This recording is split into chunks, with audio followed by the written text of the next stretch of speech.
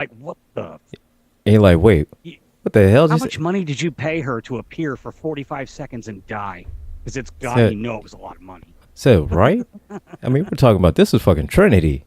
Now, Right. how the fuck Trinity get beat in less than five She's minutes? already a staple in a major science fiction franchise. Like, she's already got her cred. Right? She don't need to be in Star Wars. She didn't need to be, and now she's got like extra credit And now. and now she's just like, you know what? I'm already solid, but let's just make it legendary. Right. And let's fluff that resume. And it's like, first 5 minutes, I'm like, what the actual goddamn fuck? And then as it proceeded, then it's like, oh, okay, then we're seeing Then you get more of her. flashbacks and You yeah, you get flashbacks, and it's like, flashbacks and oh, stuff. okay, now I see why I was gonna she, say, make sure you get your money because I know you paid a pretty penny to get her on. I know you did. right? I know It's you like, did. I mean, I know. So He you, knows so this, man. you got your money's worth on that. You, He knows this. she probably read say, okay, fight for Sith and chows to a fight and I get killed. Wait, I get killed. It's not even first 15 minutes. All right, you want to get the streams going here? I'm gonna say this up See, front. I struggled they for should my KD be ratio today. I struggled because either I've already mentioned the people that are in the episode as having passed, like say Lieutenant Commander Kyle, right and I'm not doing any of the main cast. That's sort of my criteria because I don't need because to I tell mean everybody that it's Michelle fair. I Nichols is mean gone. that's kind of fairly obvious on that one, yeah. Right. And Wow, I struggled on this one. It's a stretch. So good thing I got extra credit in the last couple episodes. and dang it. Wait, hang on just a second. Let me grab something real quick. God damn it. Fuck.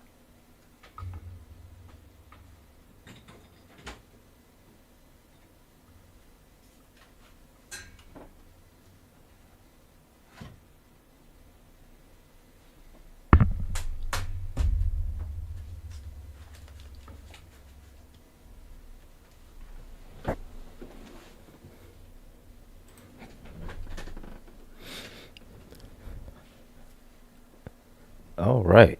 Look at that I think time. we're gonna eventually we'll start on time. You know, Nah. Who do we got to like I impress? mean, but I mean here, still, as long we, I feel all right as long as we start the stream on time. You know what I mean? Mm-hmm. Even if the shows don't start on time, we'll be all right. Yeah, We'll be all right. And that'd be the besides, big thing. this just this this the bonus. This the bonus extra features. You know, Right. Yeah, this it's like the behind the Blu-ray, scenes. the Blu-ray edition. Yeah, the behind the scenes. How it's made. All right. And yeah. No, it's made with a dash of ADHD, a pinch of OCD, um, Right. a generous helping of neurodivergency. I'm sure. Said, oh, of course. I mean, In one you add fashion or in, another. you start with your ADHD base, of course. Whip it Your up to a paste. and your neurodivergent bowl. You have your ADHD base. Then you kind of sprinkle in some OCD. You sprinkle in a little bit of more, a little bit of depression here and there. Kind of mix it all in, 2 scoops of weirdness. 2 scoops of weirdness. And Kellogg's Nerd Brand. So put it all in a blender. And, I hope it doesn't break your blender. Right. It's thicky and it's thick and tends to gum up the works. Giggity. Giggity.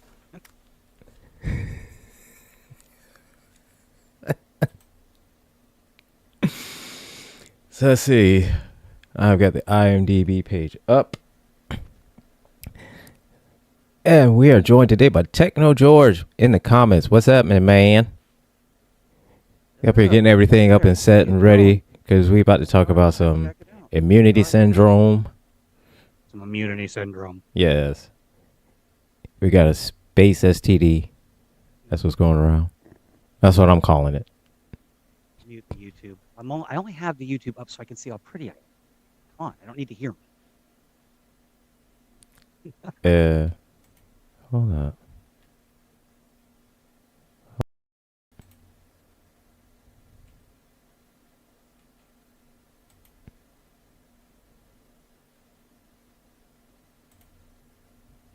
Holy crap, there's 5 people watching. We got like a packed house.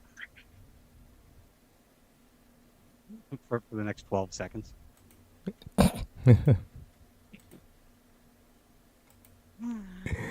Oh, jeez.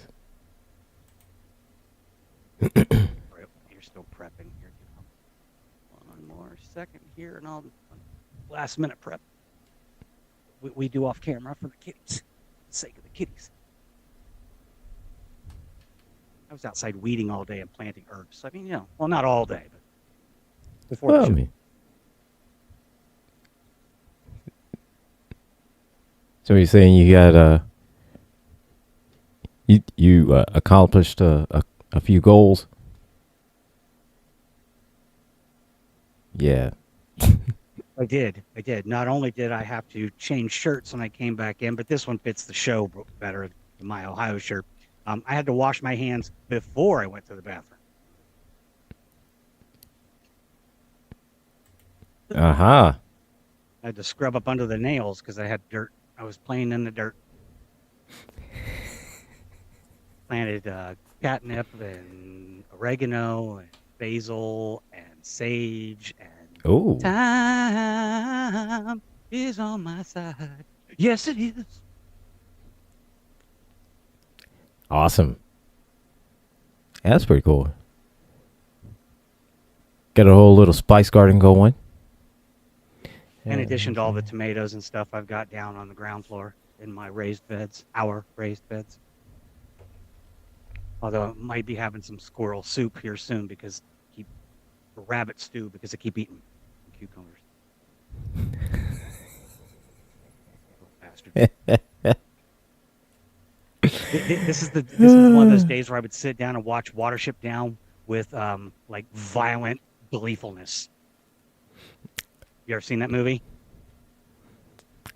No, I've not. I've not. It's like it's 2 hours of animated rabbits meeting their doom in the most horrible ways.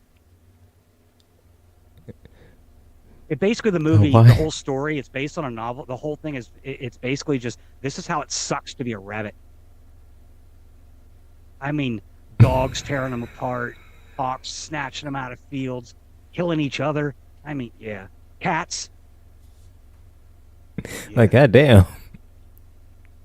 It's tough. Like, one thing I always loved, to tie in some more nerdiness here, one thing I always loved about the original Spider-Man movie with Tobey Maguire is they really focused on one key aspect of Spider-Man's life, is how it sucks to be Spider-Man. All these other superhero movies is always like, look how cool it is to be this hero because they have all these powers and they always win even after there's a trial. Spider-Man just can't get no love. The public hates him because of all the bad publicity he gets, and and then it sucks to be Spider-Man. Well, not only that, just him trying to balance his whole life as Peter Parker or Miles Morales, whichever one it is, but just the Tracina, whole. Thank you. I will try that. Hey, Tracina, how you doing? But they should show the whole balance of being Spider-Man and Peter Parker, trying to balance the two, and then you have essentially his boss, constantly nonstop bashing him while he's just simply trying to save everybody's lives, and he has his boss just trying to has all of NYPD chasing after him, and he's just trying to get a paycheck. Right. In fact, the only other time I really saw that, like on the big screen, is when Mask of Phantasm came out, the animated Batman movie. Mm-hmm. And I was living with a couple of people at the time, and they weren't really nerdy like me. So I remember walking over to the local theater. It's one of the few movies, and it was the first I've ever gone to and watched myself, like at a theater. Okay. And there's a scene in the movie when the cops are chasing Batman, and he's running, and they're firing at him and stuff. And I'm just like, wow, today sucks to be Batman. Like, right? Like everybody sees, the whole glamour side of it when, the dramatic shot and he's posing in the night, money, the toys, the gadgets, And then, after he delivers that final shot to the bad guy and you see him triumphant, you don't. But yeah, once you get past all that, then it's like it sucks. Yeah, and then they carried that on with Tom Holland's version too, especially after what was it, Far From Home? Is that the one when they went overseas with Mysterio in it, right? I believe so. And like right at the end when J. Jonah Jameson, who I think fittingly enough for the time period, Far From Home, no longer like a newspaper guy. He was a podcaster, like a conspiracy theorist podcaster, which like fits so perfectly with today's yes. Yeah, exactly. Nobody reads the papers anymore. Right. Yeah. So.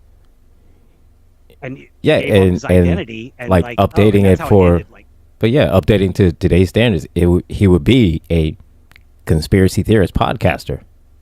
Right. He'd be like a Joe Rogan. Right, exactly.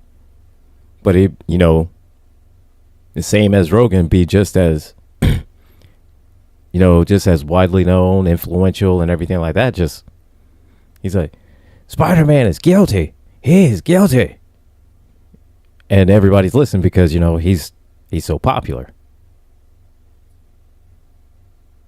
Yeah, so I do want to throw this out there, Gilbert. You need to, if you don't want to read the novel, definitely check out the animated movie Watership Down. It's okay.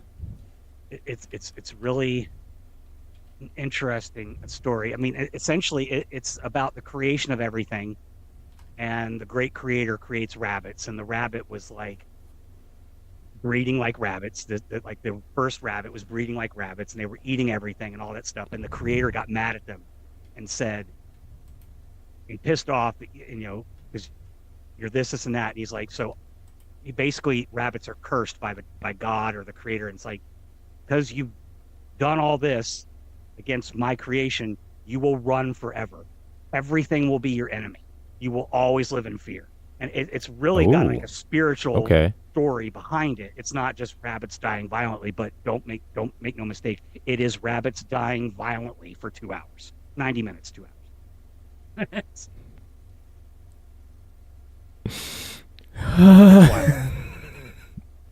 It's wild. And Watership Down is actually a real place near the village, near Hampshire Village in Kingsclear. I don't know why, but the way that you're describing some, I get the feeling I'm gonna laugh, and it's gonna be. I know it's gonna be horrific, and I know. Tresina said it scared her, and I agree. I saw it when I was a kid. I must have been like 6 or 7. When did the book came out in 72? I think it said, was it? 72. 72. They made an anime. I mean, I was 6 I was old enough to understand what was going on.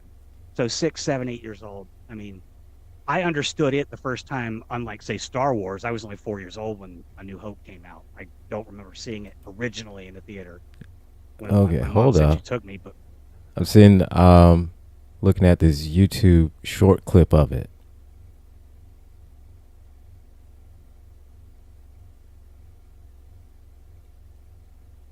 Okay. It's intense. It's not a kid's film. It's not a kid's book. Oh, it's streaming on Turner Classic Movies, according to Techno Yeah. George.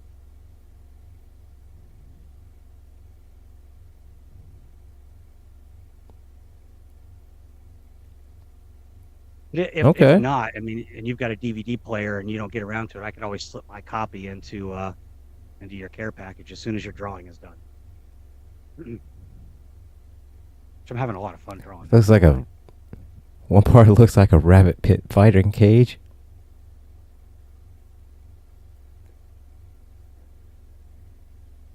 Yeah, it's intense. But anyway, this is the rules All of right. Nerdquisition. We'll do introductions 20 minutes in. Who cares, right? We'll be all right. As always, you know who we are. We don't need to introduce ourselves, but we will, because that's just how we do. I'm Gretchen. This is Gilbert.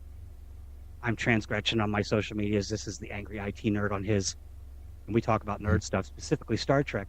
And we are reviewing all episodes of Star Trek, mostly in order of release. Yeah. And today we are on season 2. Episode the original 18. Series, episode 18, the Immunity Syndrome. And as I was telling Gilbert, yeah, Netflix did make a series, Tracina, you're right. I haven't seen the remake, though. I didn't have Netflix, but I do now because of my roommate. Thank you. I'll check that out. Anyway, as I was saying pre-show, I was struggling with my Katie ratio. For those that don't know, I like to highlight an actor or actress in the particular episode we're reviewing that has passed us and is no longer with us. I've already done most of the people in this episode because one of my rules is to avoid the main cast that's passed away. That's too easy. We all know that there's only 3 left: George Takei, Walter Koenig, And of course, Bill Shatner. Bill Shatner. He's become a bit of a curmudgeon in his old age, but I still absolutely love the short film Unification that or Reunification that he helped fund about Kirk's entrance to the afterlife. Go check it out. So you can see it. Absolutely amazing. It's on YouTube. Like 8 or 9 minutes long anyway. So here it is. Here's what I told you I was going to stretch. So I've already covered Lieutenant Leslie in another episode. I've already covered Lieutenant Kyle, who later became Commander Kyle and appeared as Commander Kyle in Star Trek II, The Wrath of Khan. Mm-hmm. I had to really go. In this episode, the Enterprise briefly speaks with Starfleet.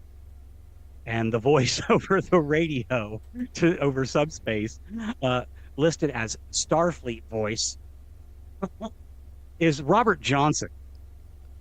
He was a American actor and voice actor. Not a lot of credits people would know. He did a little bit of work on Mission Impossible and The Outer Limits. Mostly was a voice actor. He passed away December 31st, 1993 at the age of 73. So again, I got some extra credit because I did 2 people last week and 3 people the week before. So I'm covered. I'm still 100%, even if you don't know the guy. I mean, that's not my fault. But to be honest, I didn't know the guy till today. So when I was doing my research. So there you have it.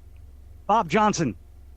Bob Johnson, we thank you. We recognize you. We love you. Now we are moving on to Star Trek. We're moving on to Star Trek. The Immunity Syndrome. Oh my. So the Enterprise.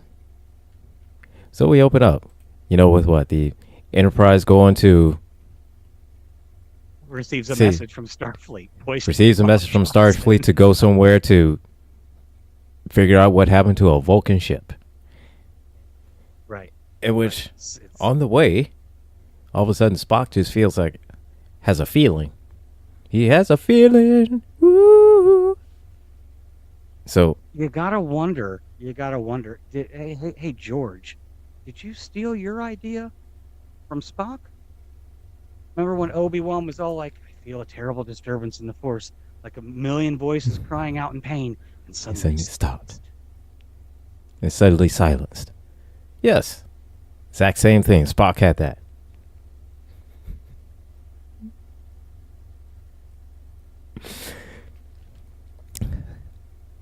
So then they go and then they start, being nosy and doing what they do. Let's have ourselves a nosy, shall we? Absolutely. So then they see this hole. This just a hole. No stars. Just nothing. Just a black just hole in space, just hole. It's and black hole. It's a black hole. It's a literal black hole. Black hole. It's a black hole, not a black hole. Right. Not a quantum singularity. It's a black hole. Another fantastic movie, by the way, Black Hole, Disney. Awesome. That is true. Yeah, that's a really good one. Yeah. I love that movie. We'll have to talk about that one day. Maybe today. Who knows? We'll see. Because we're going to talk about some format changes to the show coming up after we discuss the immunity syndrome. But anyway, the immunity syndrome. So, as I see, they just find this black hole and it's just sucking the life out of everything, as black holes do. They just suck everything. God, black holes suck everything. So this black hole is just sucking up everything. It's just out there sucking. It's just sucking up everything. And everybody's getting just tired and irritable and moody and cranky, and because everything sucks. You know that song from the Lego Movie, Everything is Awesome? we need a counter song. Everything sucks. That's it. Everything is not awesome. We need to reach out to our mutual friend who writes us those awesome little songs. We need everything. He may be stepping up in the big time and forgetting us little peoples. No, he won't do that. He won't be. Nah, I hope he won't do that. He won't be doing that. We'll need to get his links up here too, because he's trying to raise money. Yes, he is. Publish some songs, and we need to prop him up and get his information out there, because he is immensely talented and very funny. Very funny. He is. he could be the next Weird Al. Oh, without a shadow of a doubt.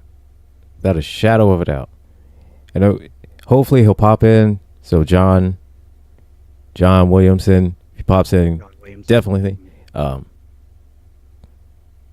him on his socials, give him a follow, give him some love, because honestly he's immensely talented and absolutely funny. One of these days we're gonna elevate ourselves from Zoom. Like, we live in an age of technology now. Like, why can't we do like news broadcasts? Why can't I have like pop-ups up here, like, do breaking news, and like little, the little, when the newscaster, the anchor's talking, there's a little picture in a picture. We need that. Well, we can. We need that. Oh, we can. We can set that up. Bona fide nerd reporters. We got the bona fides. We got a bona fides sucks in this episode, but everything about this show does not suck. That is true. Some of it. Only this black hole sucks. Black hole sucks. And it sucks everything. So yeah, we're heading towards this splotch, and Spock is distraught. Because Kirk is like, "Hey, what's up?" He's like, "Man, shit sucks right now, man." Sucks. Captain, everything sucks. Everyone sucks. They're tired. They're moody. They're cranky. Everything sucks. They all suck. Everything sucks. So, of course, then naturally, they conclude that, because of what happened with the Vulcan ship, that everything started sucking on the Vulcan ship. Yeah, and they were on the Intrepid. The Intrepid, yes. And he felt the quote unquote Intrepid die. Yeah, just boop. Just flatline, just there, gone. Gone like Trump called ice on him. Right? Like they were The gone. Intrepid and its crew are now in a prison in El Salvador. Like they were gone in 60 seconds. Like that Nicolas Cage movie. Just gone. Gone like the girl in that Rosamund Pike and Ben Affleck movie. They're just gone. Just gone. Just gone.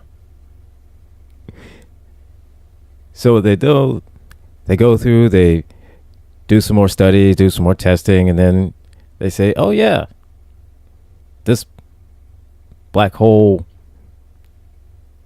did have something to do with it, and it's gathering energy, and they see it, and they scan it, then they send probes in, and, gathering some energy, but not getting quite enough readings, in order to figure out, what exactly it is.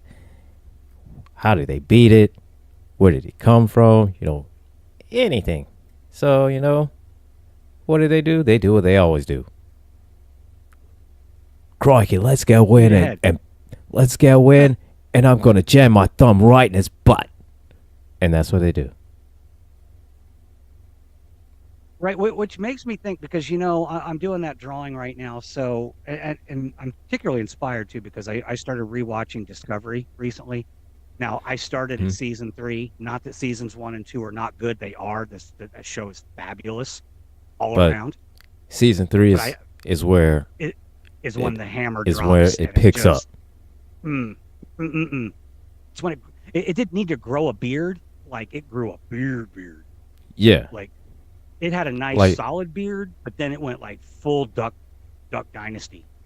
Yeah, beard. Like it started out with Riker with the 5 o'clock shadow, but then in season 3 it went Riker full beard. But then season 4 kind of went a little bit further, and season 5 was like a little way the fuck out here to like Duck Dynasty. But one thing this reminds me of, because as they're going into this black hole that sucks everything, and Uhura announces they've lost contact with Starfleet. Spock is just coming back to the bridge after being checked out by McCoy. And while he was being checked out by McCoy and saying that he felt the Intrepid die, he talks about how he felt the shock and terror of the 400 Vulcans that suddenly died. Right. It reminds me of the scene when Saru and was it Saru and the president of Navarre, can't remember her name now, the Vulcan, because Navarre is the renamed Vulcan. Vulcan planet, yes. Right, because the Romulans now live there as well after the supernova of their star. And she's basically talking to, I believe it's Saru, but it could be Stamets. I can't remember which scene that specifically is. But whoever it is saying, I didn't realize that Vulcans were so attuned to emotion. And she says that's a common misconception. She's not the first Vulcan to say this on camera in one of the shows. That Vulcans actually do feel emotion very deeply. They experience it just like everybody else. They simply choose to repress it. Yeah. But they feel it like everybody else. They're not. So they're not. They're not like uncaring, unemotional, unfeeling. They feel it, but they're not robots. Yeah, they feel They feel everything, same as what we do. Is that they just choose to keep a stoic demeanor about them. They choose that, but they feel everything. But they feel it. They feel it all. Right. When they're trying to decipher, what happened during the burn, and Stamets is talking to that Vulcan little science council, and he's getting upset when they're not agreeing with him. And then the one Vulcan's like, it's illogical for you to get upset because it doesn't help the scientific process. Right. That's why they do what they do, because it keeps them focused. Yeah. Not because it's that, they are just being disagreeable, or not because anything. It's that it's like the old phrase, cooler heads prevail. So that's what they're doing. Exactly. And I think that's what really increases the intensity of this episode, seeing Spock affected so deeply. Right. And then expressing it's because of the terror that these Vulcans felt. Yeah. You're like, oh my God, they felt fear. You're like, okay, so this is bad. This is bad. Whatever's happening, it sucks bad. Right. And if it's enough to scare a literal starship full of 400 Vulcans, like, and literally scare them all. Right. Yeah, this is something that it's serious. Mm-hmm. Absolutely. And McCoy is just the whole time is like, you have emotions, you feel emotions, you're what? And then Spock is like, look, just because, essentially it's just like that. Just because I choose to express my emotions differently than you, that doesn't mean I don't feel them. Right. And I love McCoy. I love the character. DeForest Kelly played him brilliantly, but boy just got to be a dick all the time. He's always a dick. He is. He's a cantankerous old man. Cantankerous. I love that word. Yeah, I mean, and I don't. It's just a cantankerous old man, just like, and it's like, why? Why you gotta be a dick, man, all the time? Right? And to Spock mostly. But that was always sort of the counterbalance to each character. You know, Spock was very unemotional, very grounded, very grounded and logical. Whereas McCoy was like, you step on his toe and he doesn't go ouch. He's like, yeah, like he's the very opposite end of the spectrum. The complete opposite spectrum of it. You know, but for somehow they're absolutely complete polar opposites, but somehow completely the same at the same time. You know, and to me, the funniest thing, one of the funniest parts in it, in this whole episode was when Spock was inside of the amoeba, and doing his scans and everything like that, and then the Enterprise was on its way to and was going to rescue him. And Spock was like, hey, I recommend don't try to rescue me. And Bones was like, shut up, Spock. We're here to rescue you. And he goes, oh, alrighty then, Captain McCoy. I like the whole Captain McCoy. But yeah, I mean, and it's interesting, this entity, this black hole that sucks, also known as the giant space amoeba, as we often say, spoilers for an episode that came out in 1968. Well, if you haven't seen it, why are you here listening to us? And I mean, seriously, and it's on Paramount Plus, which Paramount Plus pay us, again. We just want commercial-free access to your premium plan. That's all. I mean, and we'll shout you out every week. We shout you out anyway. Come on, man. Pay us back. And all it just takes is, and it's not even that big of a deal to you, because I mean, what's it like? What? It's $12.99 a month, so that's what? $26 a month that they're giving up for two people. I mean, come on. What's that? It's $26. I mean, come on. Yeah. I mean, surely come on. You can spare $26. Surely, I mean, I know you. For a nerd in the Carolinas and a nerd in New England. I mean, I know you got $26 somewhere. I know somewhere in your budget, in your multi-billion-dollar budget, you got $26 just in play money somewhere that you could do. Come on. You could skim a penny from the paycheck of everybody that works for you, and you'd have more than $26. I mean, they wouldn't even notice. And it's just a penny. You could pull fractions of a penny, kind of like Richard Pryor did in Superman 3. Right? And it's just a fraction of a penny. And that's more than enough. That's more than enough just to give us commercial-free stuff. But everything sucks, right? But everything sucks. Not giving us free access to commercial-free Paramount Plus, but everybody's getting sick, passing out on the Enterprise. This guy's like, "Can't do it, Captain. Don't have the power." So everything's being drained. All the ship's energy is being drained, the shield's being drained, everybody's People are being drained. People are being drained. That's what happens when things suck. Yeah, it sucks, and just being drained is just. It's like being in a bad relationship. It's just draining. Yeah. Like this dude is just sucking the life out of me right now, and not in the fun way. So just. Not in the fun way that, like, afterwards I want a sandwich and a nap. Right? So what is this bitch doing now? Oh my God, what does she want? Fuck. But yeah. And then we find out to come to the conclusion. It's a giant space amoeba. Yeah. And essentially what it's doing, it's feeding. It's feeding off of their energy, the heat that they radiate, their, life force, whatever you want to call it. That's when it's feeding on. First instance of Star Trek where we see a spacefaring entity that lives in the openness of space without the need for a planet or atmosphere? I think this is one, aside from like cloud, like nebula cloud, stuff like that.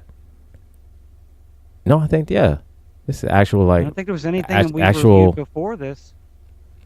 Yeah, because everything else was just, like, artificial intelligence things, AI, right, yeah, computer... I'm not counting AIs or mechanical things, like actual living entities. I mean, like, we're many years before Tin Man.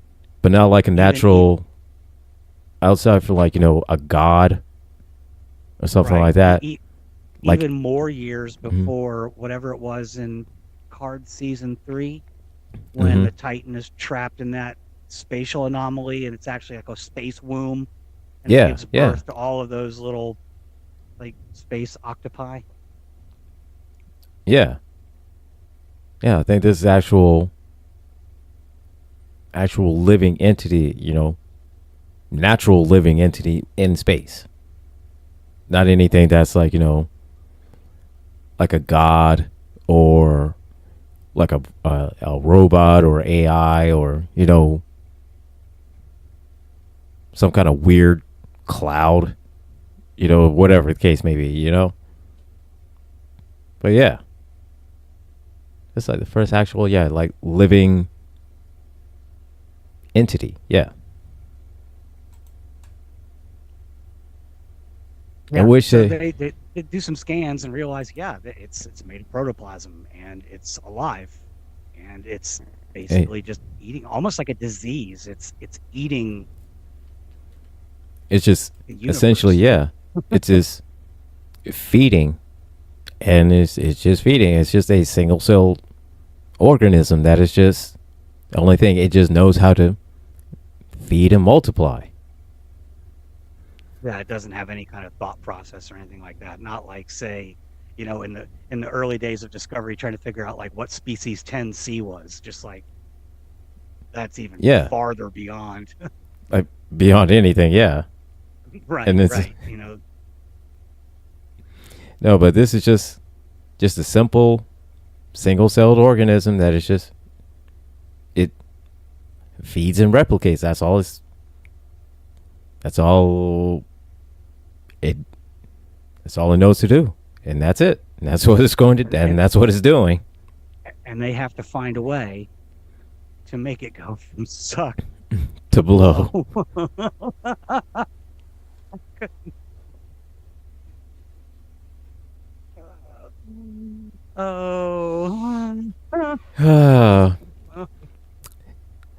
And which, unlike unlike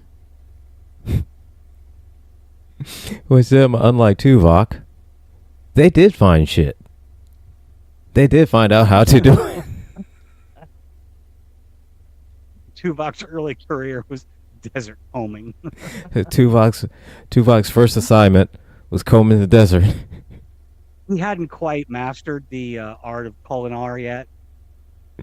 So yeah, he was a little emotional.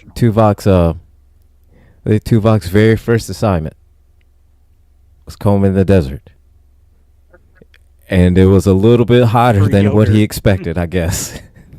He was combing the Because desert for yogurt. because he let that emotion out on that one.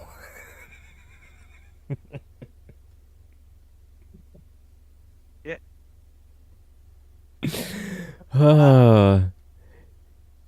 But yeah, they found out some information on how to what this this whole single cell organism was, and it fed on energy, and so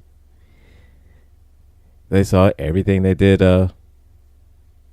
What was it when they were trying to get away from it? They tried to,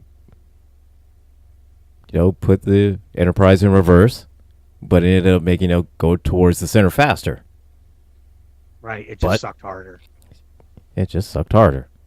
It just sucked harder. And so when they said, you know what?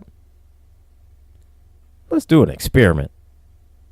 Let's see what happens when we go further in.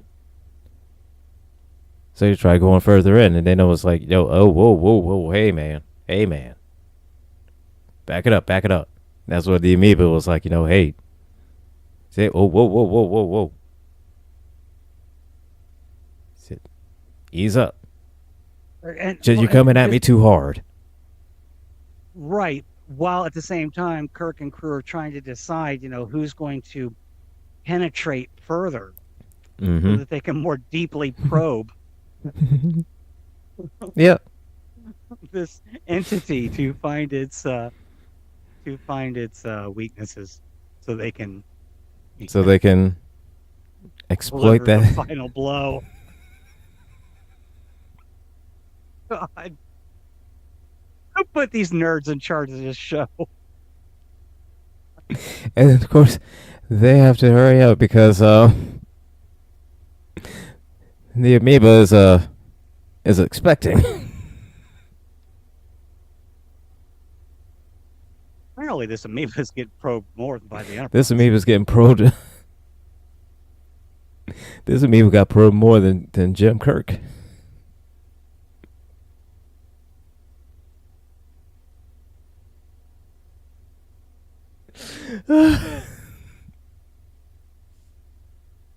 Oh my goodness. Oh yeah. So they have their arguments like they usually do, like, who wants to go first? Who's gonna get sloppy seconds? Head, of course, McCoy and Spock fight over who's going first. If there's a and then and the tiebreaker is Kirk. Watching right now, that person's like, they're never getting our $26.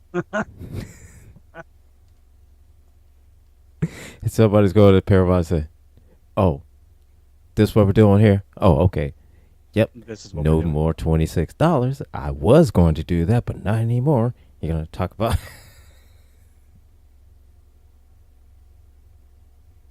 You talk about amoeba and making all these little double entendre sex jokes. There goes your $26. Zoop. Yeah, you don't deserve our $26. Anyway. But anyway, so yeah, Spock gets picked, to go penetrate this amoeba. To, probe it, penetrate it, probe it, get some more data. And McCoy's mad because, he got Spock blocked. Spock blocked.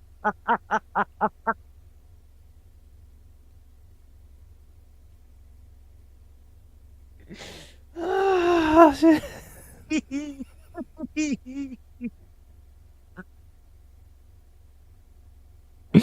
got fucking Spock blocked.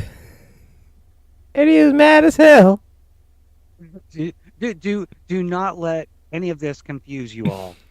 Do not pay attention to the fact that both Gilbert and I are, around the half-century mark.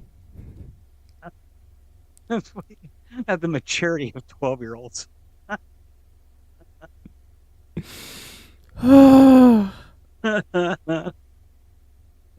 But that's besides the point. Beside the point.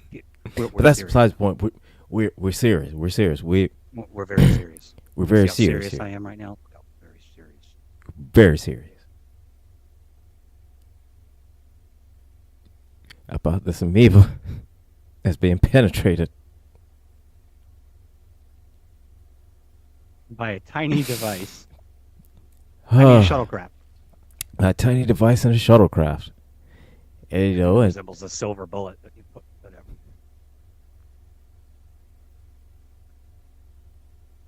so as Spock, you know, he goes in and massages the outside, and you know gets the shuttle right up in there. You know, just right up in there. You know, and he discovers and finds out this whole thing runs off of off of matter. You know, so it consumes matter. It just consumes matter. And so, And that matters. you know, it definitely matters. You know, so matters of import. Absolutely. You know, Matters. so McCoy figures that, you know, hey, this is a virus. It's a virus in a galaxy. And so you do with a virus, you shoot it with antibodies. So yeah. So yeah. It consumes So- matter. So the natural natural getting thing is serious to again, shoot it with antimatter. antimatter, because that in theory is how warp drives work. By combining matter and antimatter, it creates an explosion of Just immense energy levels. yeah. And that allows you the propulsion to just pew, go. So Kirk comes up with a plan. It's a good plan. It's a risky plan. Dangerous plan. He went full Dutch Vanderland. I have a plan. And then he went full Duke Nukem and said, Leroy Jenkins. Leroy Jenkins. One of the classic nerd memes of all time. That's it. Full on what he did. He said, Scotty. He went full World of Warcraft right here. That he did. Said put the shields all the way up. Leave just enough for impulse. And let that bitch just carry us on in. Then what we're going to do? We're going to make an antimatter bomb. And put that bitch right in the center. So while they're on the way of executing such a brilliant plan, because nothing can go wrong, absolutely nothing, because this is the Enterprise and this is James T. Kirk, so nothing can go wrong. So as he's being pulled in, he lets out the bomb. They come across the shuttle and they say, "Oh, Spock is alive." And then they pull Spock in with the tractor beam, and Spock is communicating. He's like, and that's when we get the whole, "Shut up, we're rescuing you," because, hey, we just let this bomb off, and Spock's right there. Hey, let's get him while we can, and we dip While out. the getting's good. Let's get him while the getting's good. So they grab him, and while they're on the way out, the bomb goes off, it explodes, and it just shoots him right out. Pow!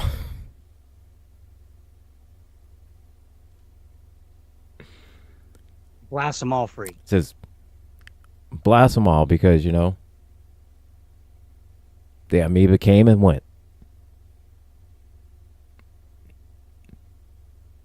And that's what happens. Yep. That's what happens. If you gotta go out, what better way to go out? Go with a bang. And that's what it did.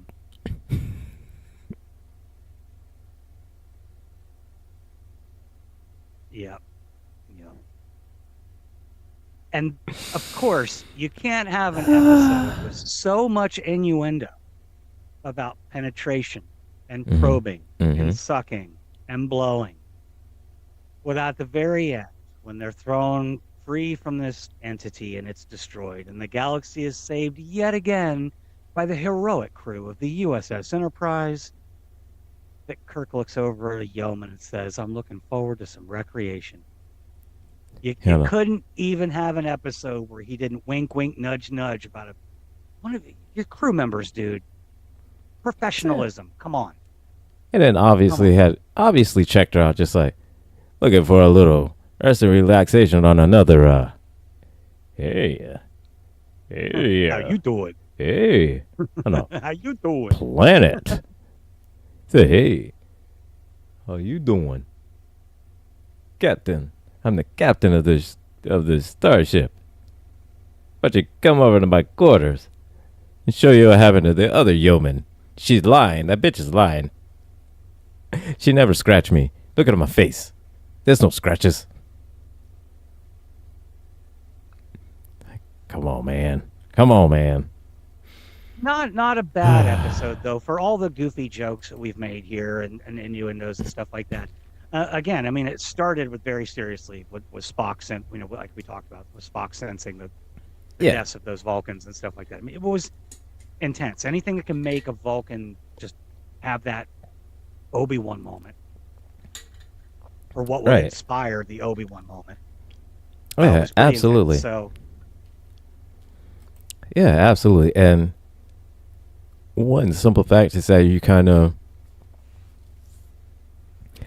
get our first glimpse as to really how Vulcans process their emotions. You know, that they do feel their emotions, but they found their way of processing their emotions that works best for them.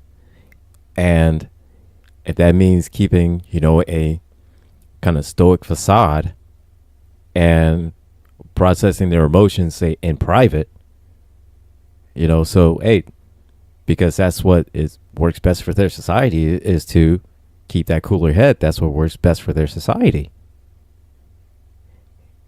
So we get our first glimpse as to really seeing as to how deeply a Vulcan can feel. Right.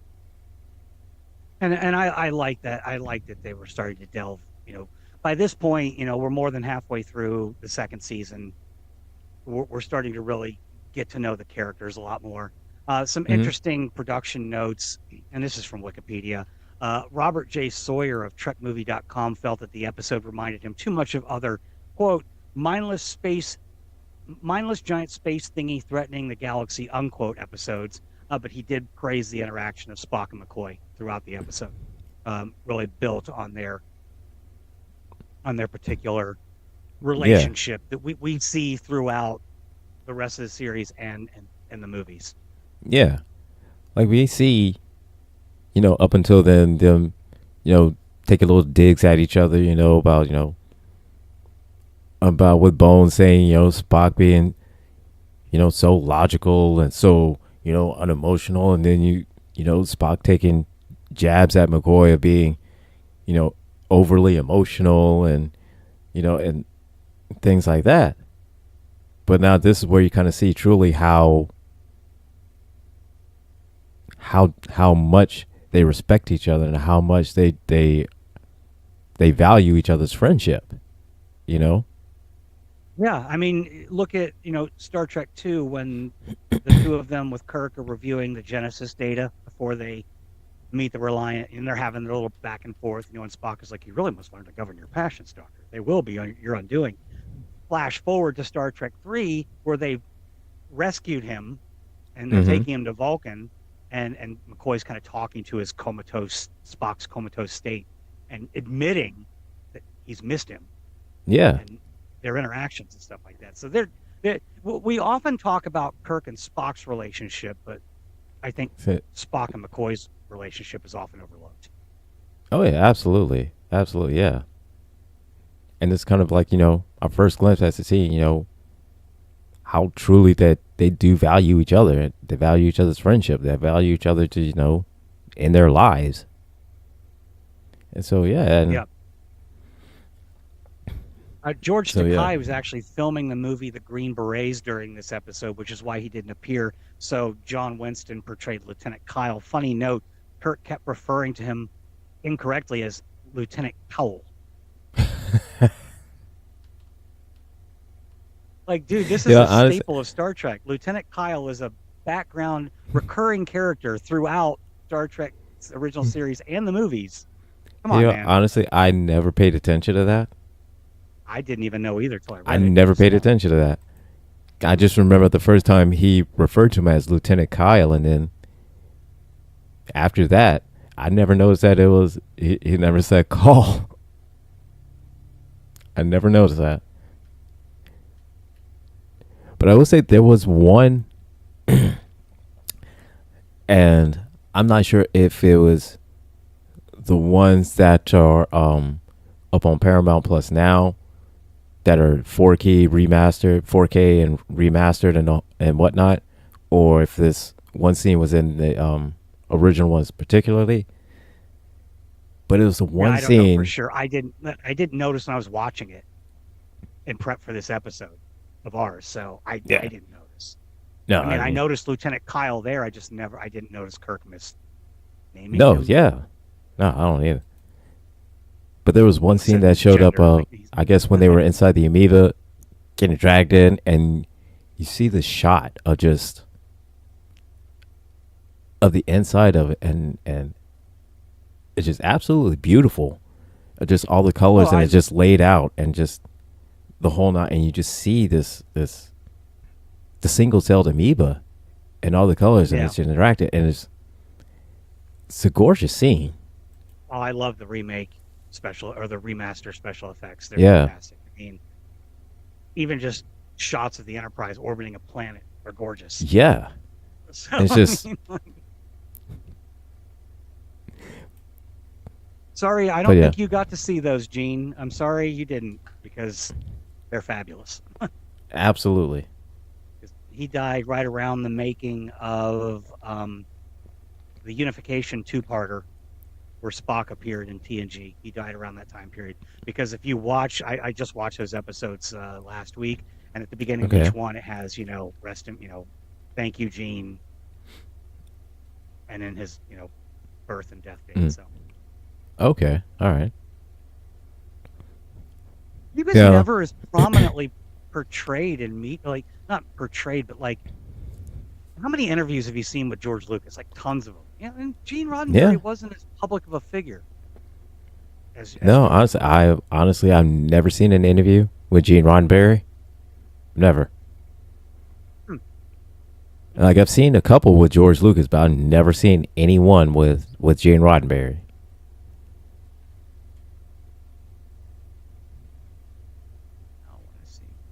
Oh, there's actually some. There's a Gene Roddenberry interview on YouTube. It's an hour and 27 minutes. I'll have to check that out. Huh. Check that out. And 7-minute, 45-second interview on an old talk show called Livewire. Okay. I'm going to check these out.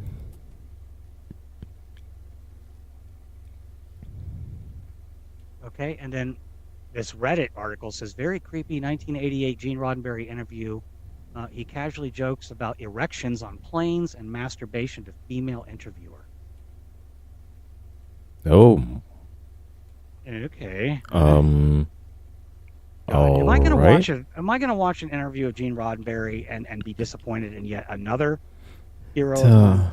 I hope not. Look, leave the erection jokes and sexual innuendos to us. Okay? That's kind of our job. Like, I hope it's just like one of those interviews where it's like she was being harassed and he stopped the harassment. Or something even, I understand the problem behind it, but remember when Al Franken was forced out of Congress? Yeah. That picture surfaced of him making this gesture to a sleeping woman on a plane. Yeah. He didn't. Yeah. Was that in poor taste? Yes. Did he apologize? Also, yes. Mm-hmm. Did he deserve to be kicked out of Congress? No. I mean, look at the president. He was a rapist. Yeah. Yeah, I said it. He's not a grapist. No, he's a rapist.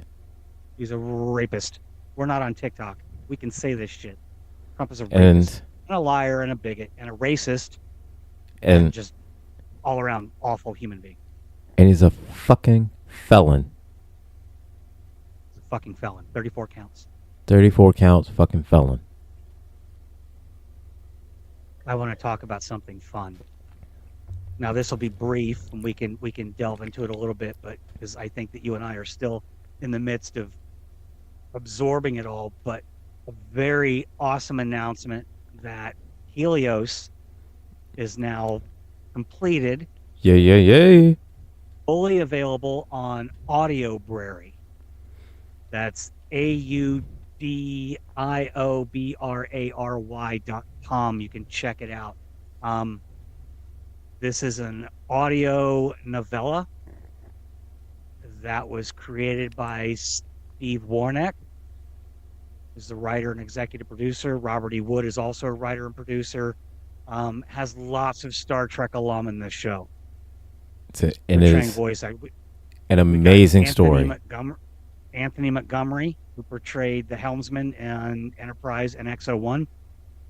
Dominic Keating, who was the tactical officer on the Enterprise and X-01. In X-01. Connor Trenier, who was the engineer of the Enterprise in X-01. Tom McLaren, who we've had on this show from Lost in Space fame. The Netflix reboot of that show. And just other fantastic people. Cindy Dolink, Nick Tate, Corey Griffith. You can check out the credits and the whole production, get an idea on roguemoonproductions.com.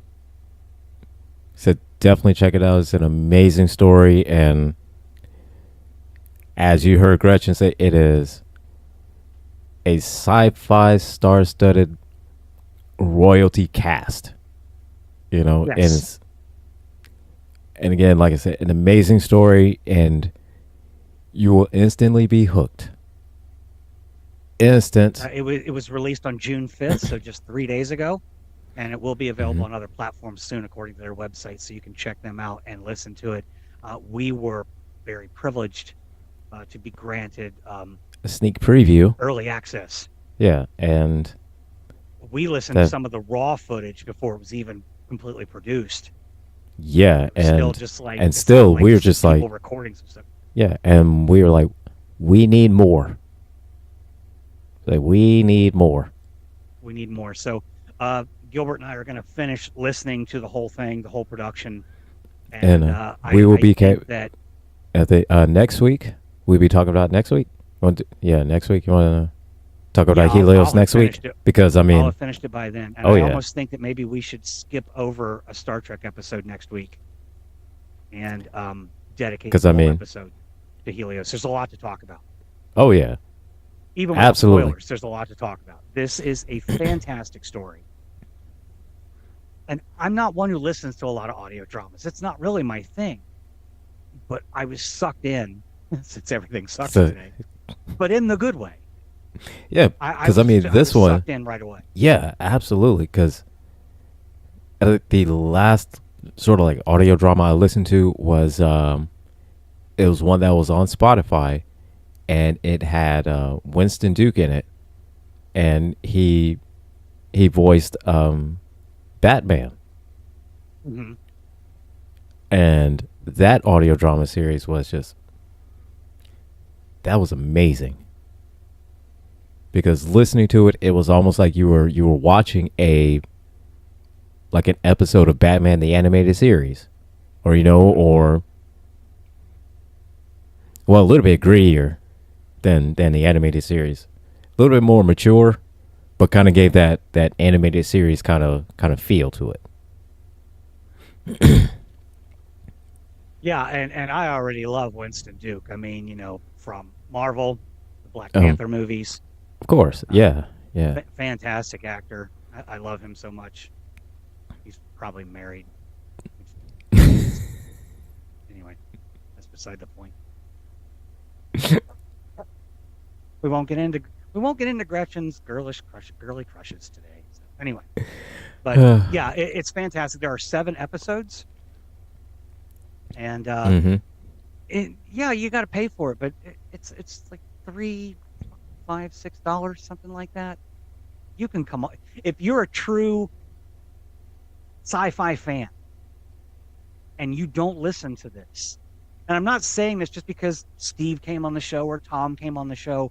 I generally believe this. If you are a true sci-fi fan and you choose not to listen and give them a few dollars, you're missing out on what is an incredible original science fiction story.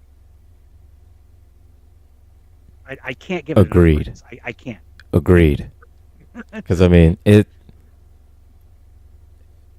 you will be doing yourself a disservice if you don't listen to this. Yeah. Because again, it is such a great story. And it's one of those where you listen to it, you close your eyes, you can see it. You can see it happening. You can see it, it's there. You hear the characters, you relate to it, and it's just it pulls you in. The story just pulls you in, and you get invested in the characters, and you just have so many questions about, what is this? What's going on here? How is this relevant? What is this really? And yeah, and it is $8, or you can rent it for $3. I would recommend just drop the $8. That way, because I mean, that way, sure, the more people buy it, we can get a season 2 or a season 3 or carry on. And I'm not I'm not really an actor or anything, but hey, Steve, you want to introduce some new characters, even just a little part. I'm kidding. I mean, just a line, one line, 2 lines. I mean, hey, you know how awesome it would be? Like, hey, I was no big deal, but I was on a show with like Anthony Montgomery and Colin Chenier and Dominic. So Nick Tate and Cindy Dolan. Yeah, no big deal. Connor Chenier. Yeah, we're best friends. I acted alongside him. We're best friends. We're best friends. I acted alongside him. Hey, he gave me such great advice. Such a great guy. Yeah, I mean, and I'm very versatile. Like as a trans person, I can give you the deep, resounding male voice if that's what you're looking for. A little extra bravado or braggadocio in your voice, or I can give you the subtle and sultry. I've got depth. Well, okay, yeah, everything sucks about today's episode, but we're dropping innuendo everywhere. But Helios does not suck in the bad way at all. It only sucks in the good way. Like I said, Gilbert sent me the first episode. You're like, check this out. We're gonna have this guy on the show. You need to check this out. Oh my God, yeah. Okay. And I even had to be prodded a little bit to watch it or listen to it. Yeah. And then now it's just like, and then the second that you did, you're like, oh my God. And I will never forget. I'll never forget that text. Because I knew. Because I says, the second that you listen to it, I know you're going to send me a text. I know it. The first thing that you did, oh my God, I love it. It's so great. Send. Yep. Yep.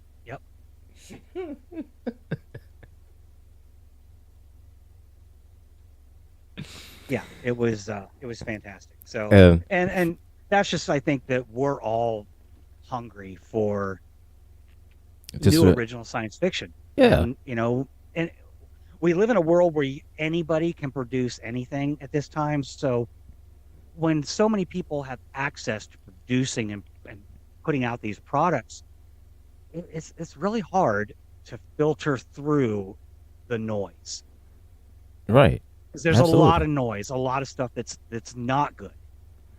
I'm not trashing anybody's efforts, but there's people that just pump garbage out. Yeah. They just pump garbage out just simply because it's that, you know what? Somebody will buy it. and that's their whole philosophy of it. But this is In a something, world where and everybody's trying to, make money on social media. and yeah, and that's all fine and good and whatnot, but but Helios is something that is completely not like that. You could tell this is something that, because it's just the cast right there, and again, from us listening to it, there was effort, there was time, there was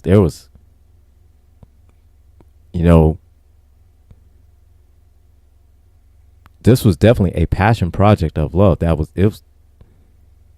This what was put into it. Went into it. Yeah, and when you're you can tell in actors and actresses from not just Star Trek. I mean, Nick Tate's been around in lots of different stuff. He's got a long career. Cindy Dolink was in major productions like Eyes Wide Shut. Yeah, I mean, these are not just like just like starred in one or two commercials like years ago. I mean, no, these are they had major roles, and they're still active and still do it, and they're still out there. Mm-hmm. And the simple fact is that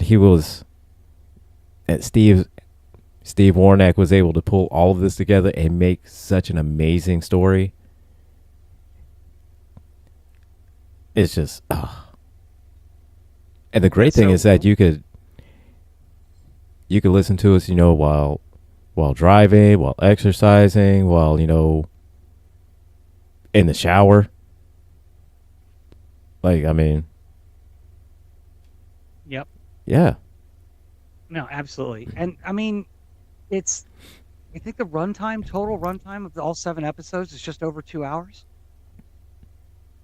There are audio books that take 6 hours to get through, 10 hours to get through. I mean, yeah, and this is just 2. Come on. Yeah, like Come 2 hours on. and 3 minutes or something like that. And if you listen to it episode by episode, you're putting in 10, 15 minutes an episode. Right? It's a drop in the bucket. Yeah. Put your headphones on. Listen to it while you're gardening, taking the trash out, sweeping the floor, mowing the carpet, vacuuming the lawn, whatever you're doing. Do all of that. Yeah. Do all of that stuff. Spy on the neighbors. You can listen to it while spying on the neighbors. But Steve has share with the neighbors that you're spying on. Steve has indicated his willingness to come back on the show. So maybe in the next few weeks we can get him on here. We're going to do what we can with our limited reach. We're still trying to gain our own following and so get our sphere of influence. Yeah. But we will do everything. We've already said. I mean, even one of our other backgrounds that we use sometimes, and it lists all the different sci-fi series we talk about: Star Wars, Star Trek, all the obvious stuff. We've already, we've got Helios on it because that's how great it is. Because it's because once you listen to it, you'll definitely agree it belongs up there. It without a shadow of a doubt, it belongs up there. It belongs up there. I'd be interested to see how far it goes and talk to him and see like what kind of exposure they're getting right now. Like, obviously, I don't need all their sales numbers, but I'd love to know, like, are we getting some success out there? I say we like I had anything to do with it, but which I didn't, by the way. I'm not at all not claiming anything like that at all for Steve's fantastic accomplishment here. So, but for those of you that don't know, Steve Warnack is a writer who does have credentials from Star Trek DS9. So he's not a nobody. So yeah, he is. And the episode he wrote for Deep Space Nine was a good one. Oh, yeah, one of the best episodes ever. One of the best episodes that doesn't feature O'Brien suffering. Right. Sadly, those are some of my favorites. Oh. And of course, I mean, I've said it before. My favorite Deep Space Nine episode, hands down, is far beyond the stars, far above the stars. Um, the one where Cisco is flashing back to the writer in the 50s or 60s. Yeah, That one is yes. just Avery Brooks Was was just incredible in that episode. So, yeah, I'm not going to talk about it too much. I'll start getting teary. I just watched it a week ago, and I cannot watch that episode without crying. I can't. oh yeah, because Deep Space Nine it has some really deep episodes, and Yeah. shout Yeah, out to very, Avery very Brooks. So You're a one day, weirdo. one I mean, day, you're a weirdo. Like, wow, like, dude, I would love to get an inkling of how his brain works. so one day we're gonna have him on this show. We're gonna have him on the show one day. Maybe We're gonna have him on the show. I'm putting a Star Trek actor on here. I'm putting this out there in the universe, and out of Beyonce's internet. We're gonna have Avery Brooks on this show one day. We're gonna have him on this show. But no less amazing or exciting. Hey, Colin, Dominic, or Anthony, if you would like to come on the show and talk about this amazing performance that you guys did in Helios. Yes, absolutely. Please. Yes. I know that when we first had Steve on, that it's a possibility that we could get Cindy on here. We've shared it was some emails possible. with Yeah. her. We've shared some emails with her, so possibly get her on here too. I would love to talk. So about yeah, that. once we get Steve on, kind of talk about it a little bit more. Kind of gets hey, give him his praises. Steve, you're the greatest. Helios is the greatest. You are the greatest. Please. We want to bask in your glow. Yes. So we want to be in your presence. And when we get him on here, I'm immediately going to be like, okay, when we're season 2 or volume 2. So when it's listed on Rogue Moon as a volume 1. So when volume 2 coming out? I'm putting that out in the universe too. I want volume 2, Helios. So yeah, Steve.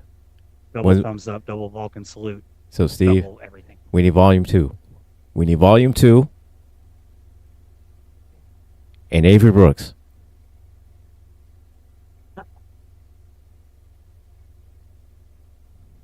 Yeah.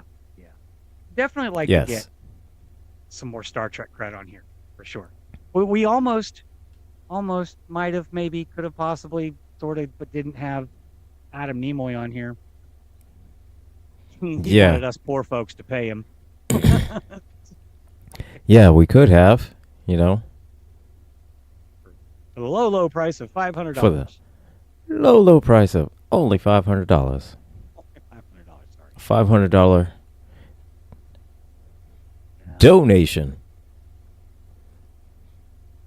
I'm afraid that, to get on our show, it's not the requirements are not in depth. It's just more a favor to us. Right. The only requirement to getting on the Rules of Nerdquisition is to give us a favor. So grant us a boon. So right. I mean, we're flexible. We're flexible. Yeah. Can you do it for free? So we're flexible. Or Paramount Plus. I mean, if you could, or you could, or anybody else wants to sponsor us. I mean, if you put in the word Paramount Plus, that'd be, Yep. I mean, we do have a Patreon. If anybody wants to help out with that, you can go over to patreon.com and look up Rules of Nerdquisition. We're over there. We're gonna eventually, now that we're back on track after our hiatus, we're gonna get things going again. And we'll start offering some members-only content. So yes, we need to figure out what we're going to do. And we're gonna do something, limited. and it's gonna be exclusive. You know, and that's what we're gonna do. Artwork. I don't know if I can do this. My camera will show, but I am currently working on a project. Little gift for my co-host here. It is a image and of it looks, the Discovery. And it's beautiful. Look at it. It is so beautiful. I just started this, and it's going to be. I'm very much involved in like detailed pencil work is one of my strongest mediums.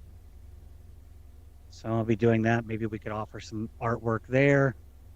Another option we've talked about was like I haven't quite got there. Oh, I have to enter a code. It's sent it to our Gmail. Okay. Anyway, I was trying to log into Patreon. Anyway, but maybe start doing some sketches during the shows. I've also considered like for the shows when I'm doing my research and notes, I keep all of my episode notes in my little captain's log here. So maybe at the end of a season, we could auction that off over on Patreon or something like that. You could have handwritten notes for each episode of the Rules of Nerdquisition. I don't know why you would want it, but I mean, you never know. So I mean, it's there. I have to start I would have to start writing notes then. I mean, we've also talked about some members only videos, cameo style shout outs, stuff like that. I mean, give a shit if I say happy birthday to you, but you never know. Like, I mean, we can do all kinds of fun stuff like that. But anyway. I mean, we got it. And we got you. We'll offer something. We'll make it worth your money. I'm curious if George is still over in the YouTube chat. He mentioned something early on in the show. He's going to start the Model Citizen build channel of creators. I'm curious what that means. So the Model Citizen build channel of creators. Huh. Currently, we did used to broadcast on an internet radio station that we're no longer associated with, at least for this show. I would like to be part of a network again to get some greater reach out there. I think that would definitely help us.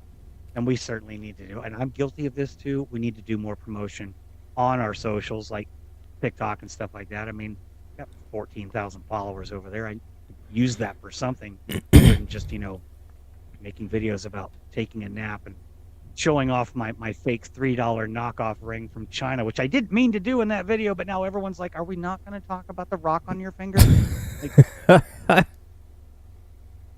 Say, who you marrying? Right, nobody's going to see this, but it was actually my friend and roommate is going on a cruise this year and is going with a friend who's gay, and because ICE is just being collectively a bunch of dicks right now, they didn't want to have any problems coming back into the U.S. So she bought a lot of these rings, and they're going to fake an engagement photo. It's a lavender marriage, so to speak, so that they can say, if they get pressured and questioned why they're, where were they, what were they doing, they can say, hey, we got married. Well, she bought a few because they were cheap and didn't fit, so she gave me one, and I wore it. And the wedding band that everyone's seeing, that's my glow-in-the-dark Batman ring. Like, if you look closely, it's just a bunch of Batman symbols around it, and it glows in the dark. So I'm not getting married. In fact, my most prized ring, which was more expensive than either of those two, is my Darth Vader ring, which has also drawn blood, by the way, when one of my former employees, when I worked at the garden center, tried to spar with me. And since I'm a lefty and I wear it on my right hand, I threw a jab and caught him in the fist and it drew blood. So Vader drew blood. And he's thirsty. But anyway. Starting next week. I think he broke a few people's hearts. Not next week, because next week we want to talk about Helios.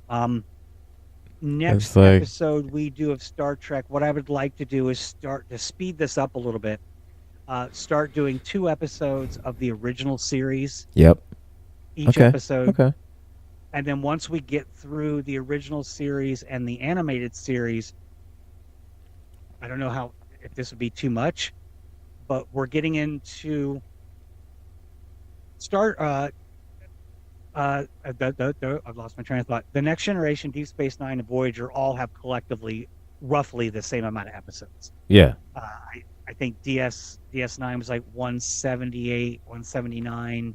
TNG's around 177, and Voyager's like 168, something like that.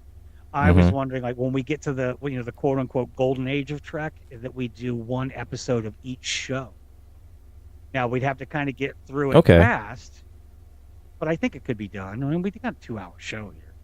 Yeah, because I mean, I think it doesn't take us long. We stretch out our reviews of the original series much longer than they need to go. No, yeah, because I mean, yeah, dude, Next Gen, DS9, and Void, yeah.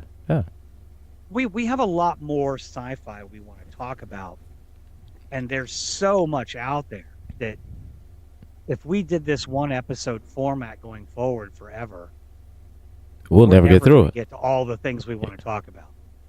Yeah. Be it Babylon 5, Farscape, Doctor Who. Yeah.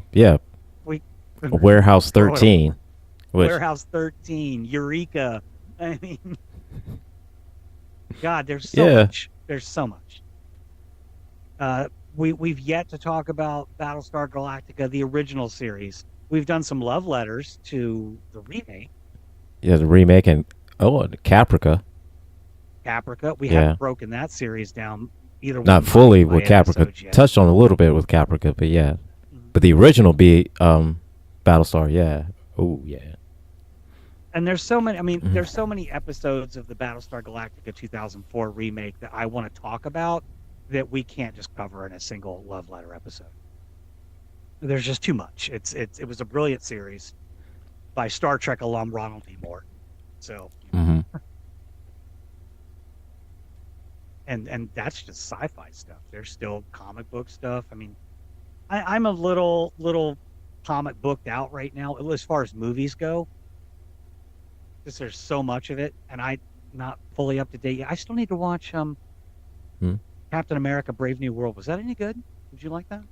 I liked it. I liked it a lot. Yeah, I liked it. Actually, I need to go see Thunderbolts. Oh right, Thunderbolts is out. Yeah. Yeah, that's in the theaters, and it's like that's. And here's my only apprehension. Well, my hesitation and apprehension about going to see Marvel movies in the theater. It's because, all right, the pandemic had me spoiled. All right.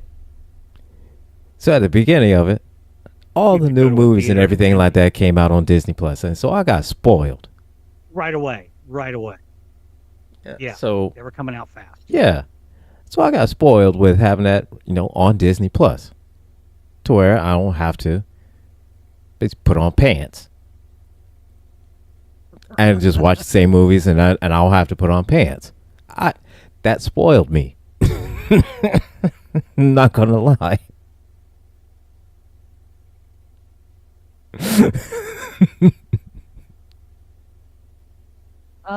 So it's always do me a favor. Can you log into the Rules of Nerdquisition Gmail account, and in the chat for our thing here, give me the security code that it gave you? You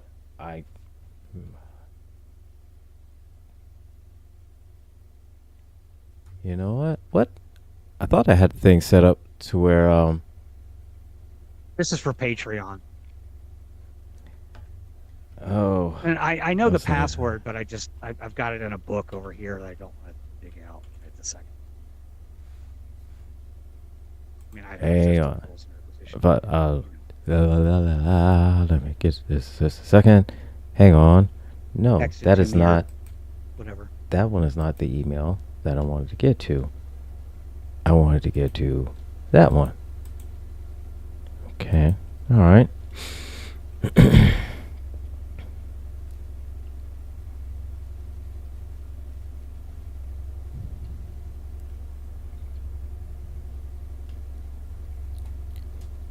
All right. Yeah. Here we go. I got it. Hold on. Yeah, you want me? I will text you that code right now.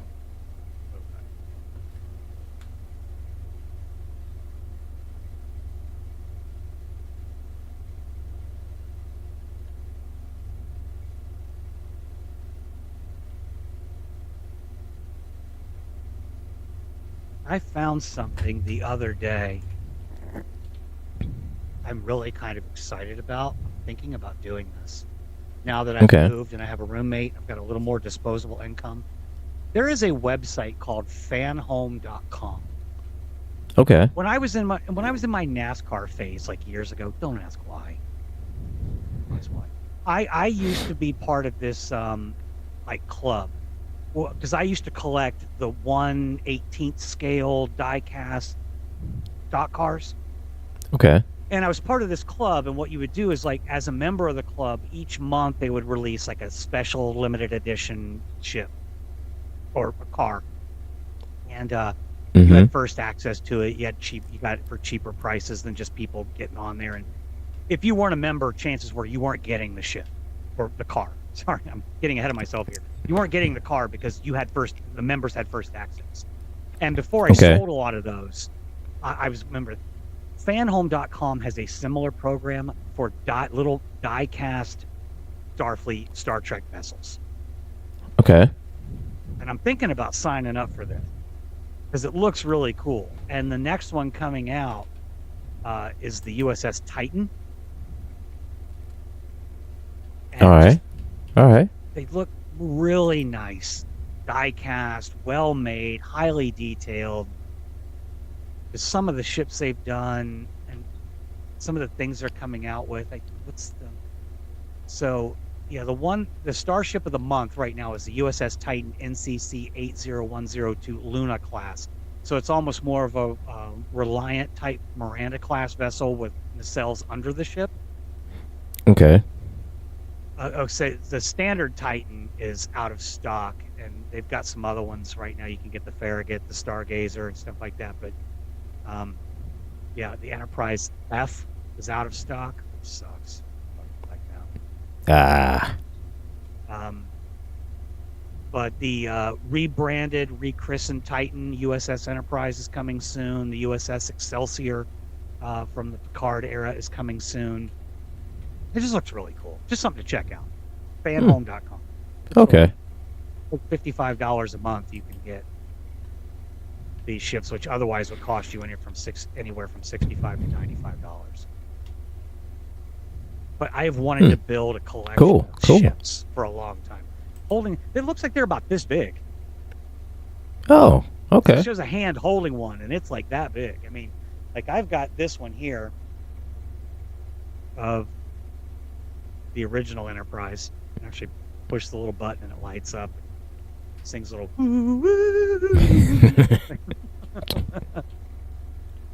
but bigger than that, and that's a collectible that I've had for years. So that's pretty cool. There's a lot of 3D prints that are out that are almost similar to that one, just like different models of ships, but not all of them. That's a weird thing. Most of them are the Constitution refit, the original Enterprise Constitution refit from a motion picture. Right. And as much as I love that ship, I know from third models. What was his name again? I know he's been on Model Citizen a few times with you and George. Oh my gosh! Now, if you haven't asked me that, I would have been able to tell you. But yeah, it's not Mark. He was not Mark Myers. It wasn't Mark Myers. No, it wasn't Mark. No, it may have been Mark. Or was one anyway? He does these giant lit models. And they are fantastic. I mean, his attention to detail and builds are just fantastic. And he made it very clear that, like, if Then nobody in this universe asks me to do a USS Enterprise refit model again, it will be too soon. And of course, that's my favorite version of the Enterprise. I mean, I like the F. It looks pretty cool, but we didn't really get to see much of it before, Admiral Shelby was offed right. in this series finale of Picard.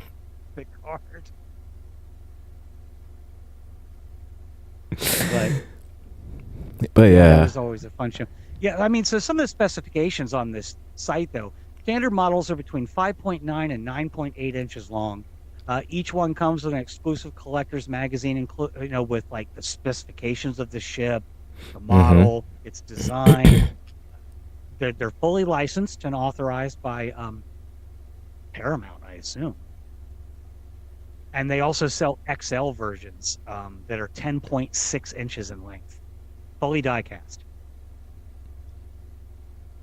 And nobody really make die-cast stuff anymore. When we were kids and we bought toys, I mean, even my Transformers were die-cast. Yeah. They weren't plastic. I think die-cast has been one of those. I think it may have gotten to a point where it's gotten like too expensive. Yeah, to make stuff out of die-cast than plastics, but it's even important to note on this website, they do state that because of Mango Mussolini's tariffs, of course, that there is currently a 30% increase on their prices because of the tariffs on metal. Of course, which I don't blame them for doing. I mean, yes, prices up sucks, but I'm not about to blame the companies for what. Yeah, not for what he's doing. Which was probably why there's all up onto the to the fucking TikTok shop. There's like the crucible and the forges if you want to do like the metalworking and blacksmithing and stuff like that. So I think for a while there was a big kind of pushing and promoting of that, and I was probably because of just that right there. Because working with metals, it's just it gets expensive. It's expensive. Yeah. But I mean, if you want quality products, that's what you got to get. And what's cool about this fan home is if you sign up for their subscription, you get as part of your subscription gifts, you get the U.S.S. Eves, NCC 97621. I'm not sure. I've never heard of that ship before, but it's kind of Voyager-esque looking. Probably from the Picard era. You get a U.S.S. Titan dedication plaque, like you would see hanging on the bridge. Okay. A turbo lift Okudagram. I'm assuming they're referring to Michael Okuda, who writes a lot of the technical manuals, the Star Trek encyclopedia, stuff like that. It just looks like just the ship itself with where all its turbolifts go. And you get a metal Roctagino mug. Oh. Now that's pretty cool. That's pretty cool. So yeah. Let's see. Yeah, the first ship is the U.S.S. Titan, Picard Season 3. Each monthly model thereafter will cost $55 for subscribers. Issues 4, 8, 12, and 16 extra large will cost $65. Yeah, I think I'm going to sign up for this. I really want. Yes. I want ships. I want.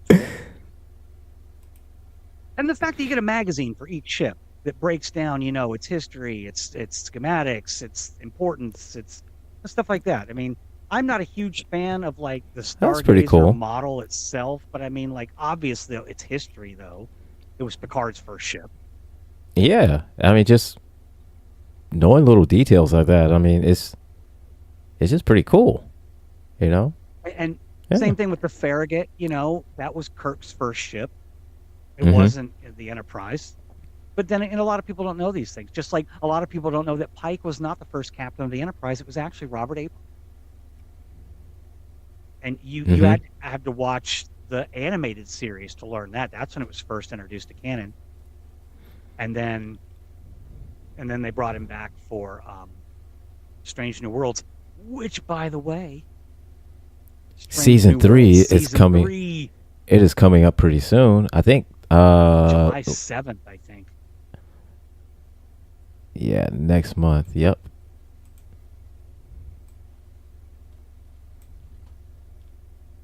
And I'm super excited about that. July 17th. So, for all you Trekkies, Trekkers, and sci-fi junkies out there, Strange New World Season 3, July 17, 2025. Be there, or, don't miss out. So, I mean, be there. Otherwise, I mean, you're a loser. A loser.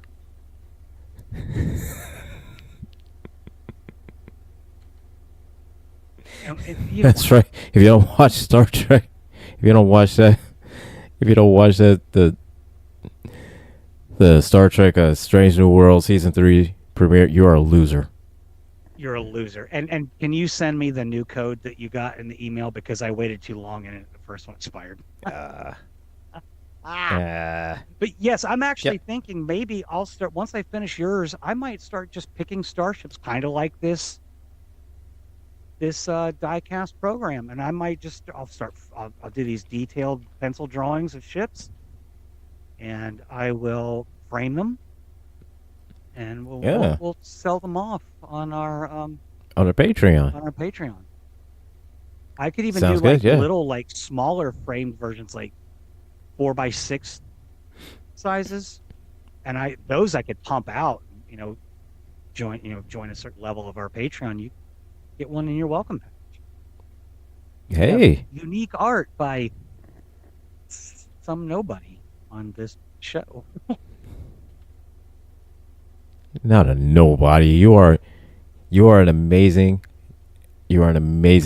talented artist.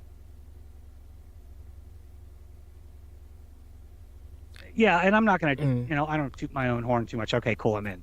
I'm not going to toot my own horn too much, but I do have confidence in the work that I produce. I'm fairly good. So you're an amazing, talented artist with great hair. Which I cut 8 inches off of, by the way. Like, it's weird. It's short now. Right?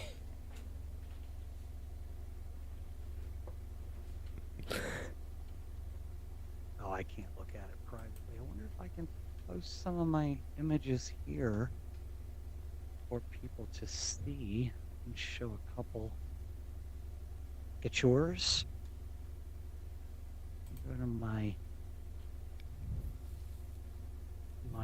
Zuckergram, which is private. I only do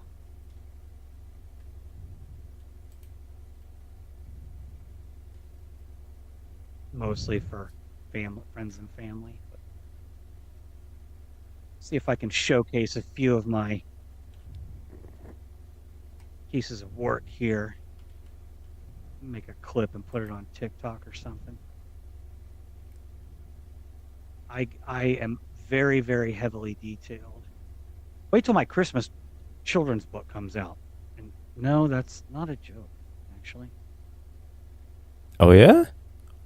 Yeah, I'm writing a Santa Claus. Awesome. I'm writing a Santa Claus book. It's going to be an illustrated children's story.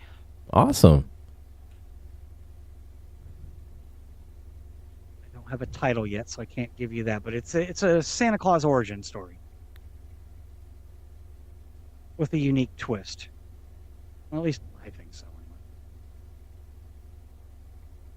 All right, let me send these to myself. Was Santa Claus is like, from hell? Is it was he a demon from hell? It's a children's book, man. Is he a demon from hell? Book. He ain't from hell. Is he a demon from hell? That is that it? Eh, Is that a no, twist? no, he's not a demon from hell. I'm sorry. I'm sorry to break it to you. He's not. He's just not. Okay, let's download. I said it because there was this Christmas movie.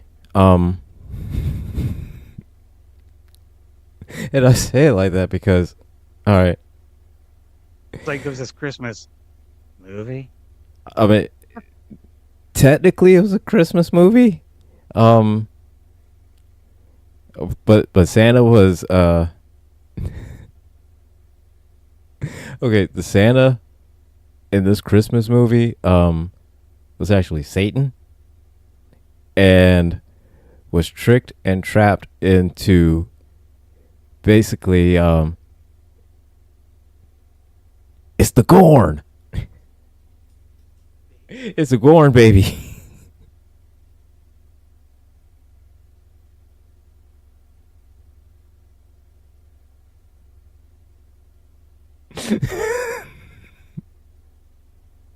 Actually, an iguana, but I guess a Gorn. It's a Could be Gorn baby. We wanted it to be. But this Santa, he was Satan, and was trapped into delivering toys to kids for 1,000 years because he lost a bet.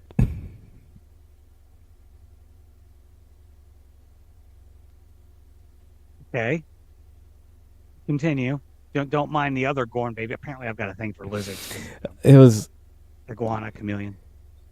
It was one of the dumbest premises of a movie. Because the whole thing, all right, the Santa was played by Bill Goldberg, which a Jewish man. Okay, yeah. Well, he's a Jewish I would man have guessed that by the name, but okay. playing the iconic character of a holiday of a different religion. play the actual devil. Oh, you can't see it. That is on the last year of having to deliver toys to kids. And instead of a sleigh with reindeer pulling it, this is what driving a Hart. He's riding a Harley. Right. He's riding a Harley. All right. With like, okay, it's like, okay, it's a Harley, but it had like parts of it look like a Christmas tree with ornaments going on, but with hellfire coming out of it. That's something.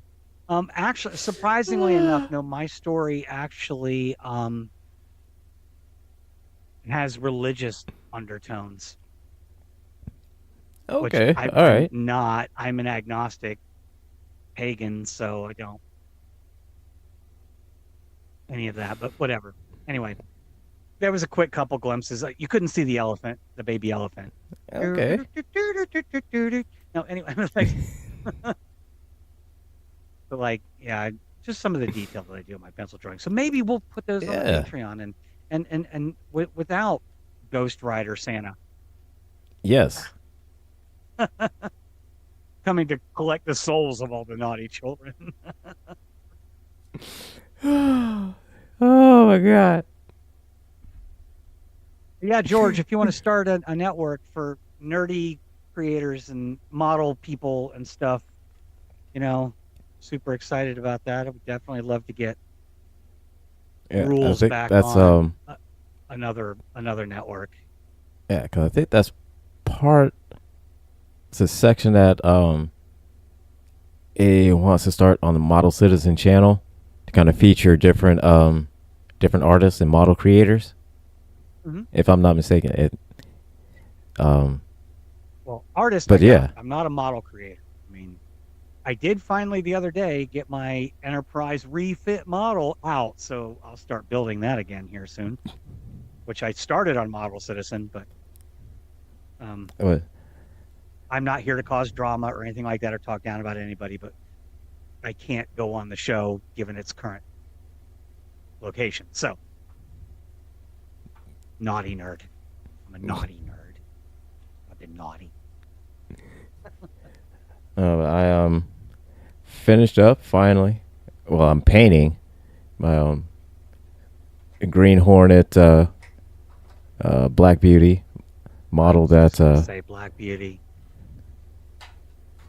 Yeah. I have always wanted to. Oh, you got it right there. Yep. So I say right now I'm painting because it comes with a little mini Green Hornet model. But so it's a model you bought. It's not one you 3D printed yourself. No, this is one that Georgia gifted me. So. Oh. Nice. Yeah. So. Thanks, George. So part of it, I was building the model, while on the show. So at the season end, I was going to show the final build of it, but I didn't quite finish it in time, so it had to be for the premiere. And so I have everything painted up and done and fully finished and looking pretty. So I was going to show it models. Off. So yeah. Is Model Citizen on hiatus right now? Yeah, until September 6th, I think. Oh wow. Okay. So yeah, the summer off. Just for the summer off because so George can catch up on the models he's building.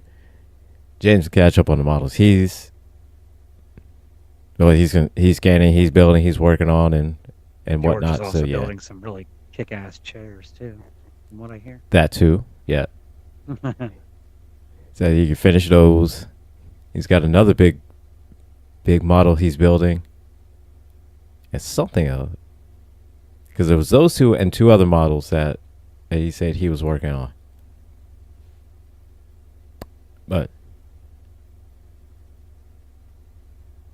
all right, he got some work. So next week we're going to come back and we are going to review Volume 1 of Helios. We will forego the Star Trek and we'll just do a giant love letter episode to Helios next week because it more than deserves it. So we'll do that. We will work behind the scenes to get Steve back on and talk about that. Go to audiobrary.com and purchase Helios for $8 or rent it for $3 if you don't want to keep it. I don't know why you want to do that. I mean, it's only $8, and besides, you're gonna want to listen to it again. Yes, there's a lot of depth and nuance to it. It's not just hey, a ship flew here and blew something up or saved the galaxy and went home. It's a lot of depth and nuance, story. And you have to listen to it, 2-3 times to at least try to catch everything. But yeah, it's only $8. It's $8. It's $8. It's $8 flipping dollars. Freaking dollars. But we will come back to review more Star Trek for everyone after next week's all Helios episode here on the Rules of Nerdquisition. We will review not one, but 2 episodes of the original Star Trek series. Season 2, episode 19, A Private Little War, with a goofy alien creature in it. And Return to Tomorrow, which that episode features a Star Trek alumni. Dun, dun, dun, dun. So I get it right. Drum roll, please. Long drum roll. Diana Muldaur, who portrayed Dr. Pulaski in season 2. Yes, season 3. Wait, next gen.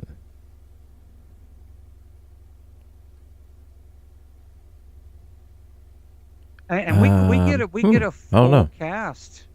Not quite a full cast, but I mean, obviously Kirk, Spock, and McCoy, but we also get Scotty and Sulu and Nurse Chapel, Uhura. They're all in the episode. I think the only one that does not appear is Chekhov in that one. So yeah, we'll do those 2 episodes on Sunday, June 22nd. Also, cool. Happy Pride, everybody. Cool. I will be at Boston Pride next weekend. Awesome. If anybody is in the Boston area, you can come out and see me. Say hello. Say hello. You know, don't be weird. Just say hello. Don't be weird.